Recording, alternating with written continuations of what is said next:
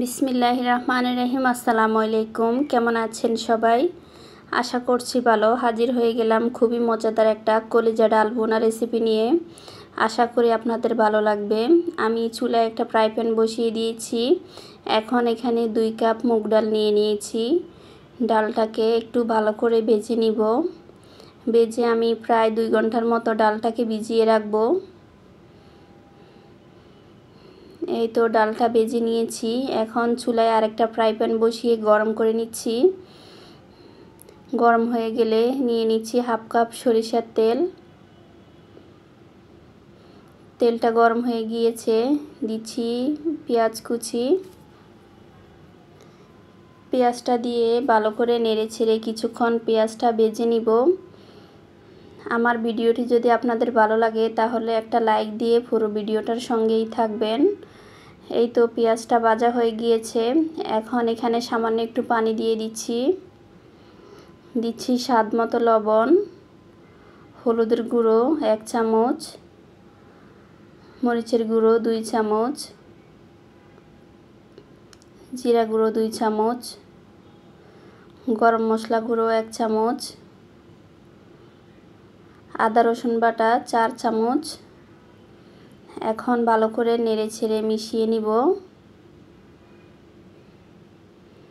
মিশানো হয়ে গেলে ঢাকনা দিয়ে মশলাটাকে কষিয়ে নিব।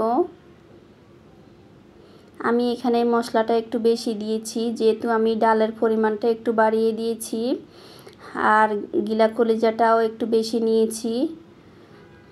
এই তো মশলাটাকে আমি ভালো করে কষিয়ে নিয়েছি, আর একটু কষিয়ে নিব। এই তো কষানো হয়ে গেলে আমি আগে থেকে হলুদ লবণ মরিচ মেখে রাখা কলিজাটা দিয়ে দিচ্ছি। কলিজাটা দিয়ে আবারও ভালো করে মশলার সাথে মিশিয়ে নিব।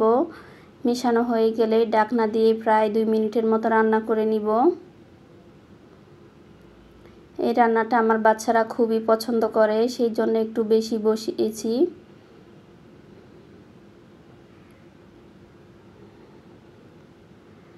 এই তো ভালো করে নেড়ে ছেড়ে নিয়েছি। এখন কষানোর জন্য কিছুটা পানি দিয়ে আবারও নেড়ে নিচ্ছি। এখন ঢাকনা দিয়ে কিছুক্ষণ রান্না করে নিব। এই তো কিছুক্ষণ রান্না করে নিয়েছি। এখন আগে থেকে ধুয়ে রাখা ডাল দিয়ে দিব।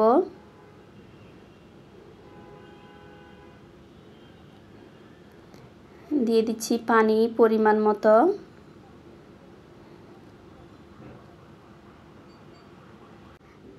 পানিটা দিয়ে ভালো করে নেড়ে ছেড়ে মিশিয়ে নিচ্ছি।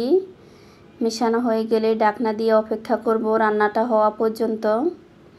এভাবে রান্না করলে কিন্তু বাচ্চারা খুবই পছন্দ করবে। এটা আপনারা রুটি পরোটা ভাত সব কিছুর সাথেই খেতে পারেন, খুব ভালো লাগে। দিয়ে দিচ্ছি ফ্লেভারের জন্য 2টা কাঁচামরিচ ভেঙে নিয়েছি। আমি অন্য চুলায় বাগার বসিয়ে দিয়েছি। এখানে নিয়েছি শুকনা মরিচ, পেঁয়াজ। এখন দিয়ে ভালো করে নেড়েছেড়ে মিশিয়ে নিচ্ছি। পরিবেশন করে দেখাচ্ছি কেমন হয়েছে। আমার ভিডিওটি যদি আপনাদের ভালো লেগে থাকে তাহলে লাইক কমেন্ট শেয়ার করবেন। দেখা হবে অন্য কোনো ভিডিওতে। ধন্যবাদ সবাইকে।